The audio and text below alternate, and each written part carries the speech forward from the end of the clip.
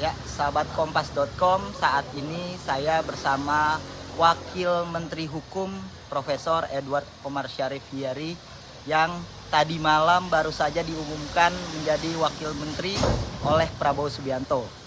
Sore ini Prof. Edi akan dilantik oleh Prabowo di Istana Merdeka Jakarta Pusat nanti sekitar pukul 15. Ya Prof, apa kabar Prof? Baik, Mas Kamil. Ya, Prof, hari ini kembali dipercaya menjadi Wakil Menteri Hukum, Prof. Ada nggak sih, Prof, perbedaannya untuk menerima jabatan Wakil Menteri Hukum dan sebelumnya menjadi Wakil Menteri Hukum dan HAM, Prof? Tentunya ada beberapa perbedaan ya. Yang pertama bahwa Kementerian Hukum dan HAM ini dipecah menjadi beberapa kementerian, maka memiliki konsekuensi tugasnya semakin ringan. Jadi kalau tadinya kita begitu banyak Direktorat Jenderal, tetapi saat ini Direktorat Jenderal itu berkurang pindah pada kementerian yang lain, sehingga kita bisa fokus pada hal-hal yang ditangani oleh Kementerian Hukum. Yang kedua, bahwa dengan adanya pemecahan Kementerian Hukum dan HAM menjadi beberapa kementerian plus seorang menteri koordinator dan wakil menteri koordinator di bidang hukum, HAM, imigrasi dan pemasyarakatan, ini di satu sisi akan memudahkan kerja tim, terlebih keempat menteri itu berada dalam suatu lingkungan kementerian.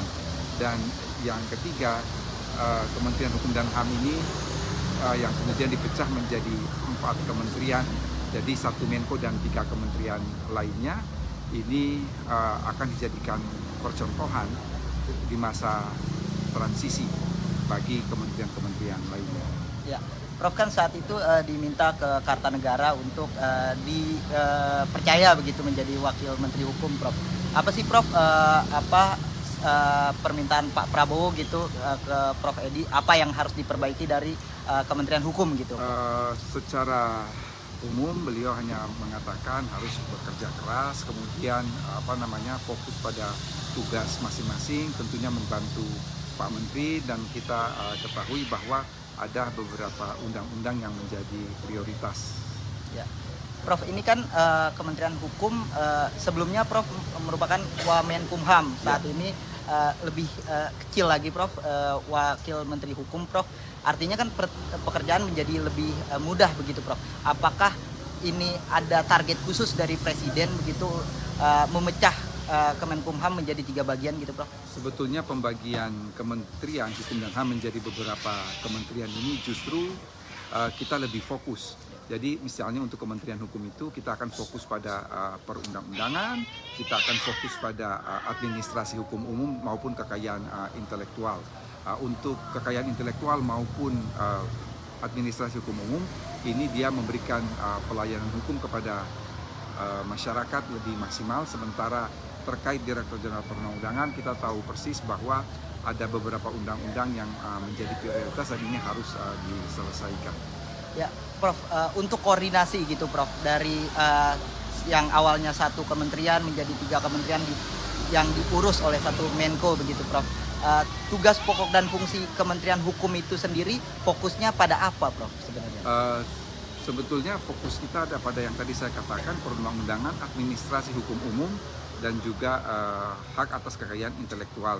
Meskipun kami juga masih memiliki badan BPSDM ya, Badan Pembinaan Sumber Daya Manusia, maupun BSK, Badan Strategi Kebijakan, tentunya dan BPHN. Jadi BPHN maupun perundang-undangan ini dia fokus pada pembentukan hukum. Sementara hakim maupun administrasi hukum umum ini dia lebih fokus pada pelayanan publik. Sementara BPSDM ini bagaimana kita menciptakan kader-kader di Kementerian Hukum ini akan menjadi kader yang profesional yang kemudian akan didistribusikan pada Kementerian Imigrasi dan Pemasyarakatan. Ya, terkait dengan kepegawaian gitu, Prof. Bagaimana pembagiannya, Prof? Yang awalnya dari Kementerian Hukum dan HAM nanti akan dibagi di Kementerian Hukum, HAM, dan Imigrasi Pemasyarakatan itu seperti apa, Prof? Ya, saya mengutip pernyataan yang tadi pagi disampaikan oleh Pak Menteri Hukum, Pak Bapak Dr. Andi Supratman Di atas. Andi Aktas, bahwa Kementerian Hukum ini akan menjadi percontohan bagaimana proses transisi ini akan berjalan mulus, karena selain kita berada dalam satu kompleks, juga akan dilakukan koordinasi dengan Kementerian Imigrasi dan Pemasyarakatan maupun Kementerian HAM untuk mempermudah masa transisi ini, termasuk di dalamnya adalah pengaturan tentang kepegawaian. Ya. Prof, ini kan juga salah satu tokoh yang menjaga gitu KUHP yang sudah resmi namun baru akan berlaku 2026. Apakah ada atensi dari Pak Prabowo untuk tetap mengawal KUHP begitu, Prof? Ya, persis, karena Kitab Undang-Undang Hukum Pidana yang telah disahkan dengan Undang-Undang Nomor 1 Tahun 2023 ini akan berlaku efektif pada 1 Januari 2026. Dan berdasarkan Kitab Undang-Undang Hukum Pidana ada sejumlah aturan pelaksanaan baik pada level undang-undang maupun level pada peraturan presiden yang harus selesai.